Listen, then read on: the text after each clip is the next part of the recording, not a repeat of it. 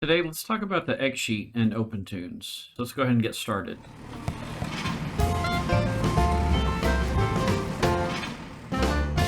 So the X-Sheet is just a tool that animators use to organize drawings and timing and camera movement, and you can put notes over here.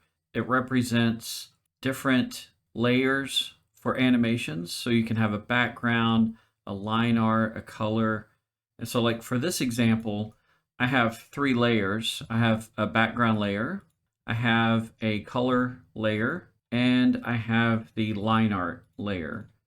And what I like about working like this in OpenToonz is that it mimics a traditional setup. So here is a traditional exposure sheet, and it's pretty much exactly the same thing. You have your frames over here, and then you can write notes and keep track of your timing and which drawings go where. And you can also think of it as a vertical timeline. So if I open the timeline, and I'm just going to dock it right down here at the bottom, and I still have column 2, column 3, and up here column 2, column 3. And if I rename this to line art, it changes down here in my timeline. So it's exactly the same thing, it's just a vertical version of it. And if I scrub through the animation, my animation starts at frame 13, and it's real tiny. It starts up here, that's my first drawing, okay? And if I come over, you see the ball come out. And so let's go down to frame 87, and this is where I switch to ones. So I have a drawing on every frame. And before that, I was working on 3s. So I had a drawing every 3 frames.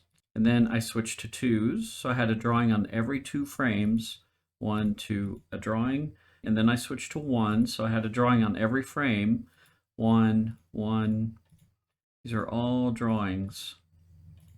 And so I can quickly see, like, if I come down here, 1, 2, okay, so this is 1 second of animation because I'm working at 24 frames a second right here. So if I come down here to 48, now I'm at 2 seconds of animation, okay? And so this animation is 216 frames long, so roughly 9 seconds. Okay, and a timeline like this down at the bottom, this is how I work in Blender or 3D Studio Max. It's all horizontal down here like this. And if I add a new column in my X-Sheet, do you see how it just adds it to the top of the stack here? And so in the X-Sheet, anything to the right is going to be on top, and then in the timeline, anything on the top of the stack is going to be closest to the camera. And this line shows that I'm holding this one drawing all the way down through the whole animation. And that's what these lines are over here. I'm holding this drawing. It starts at frame 13, and I'm holding it. And then on frame 16, I change to a new drawing.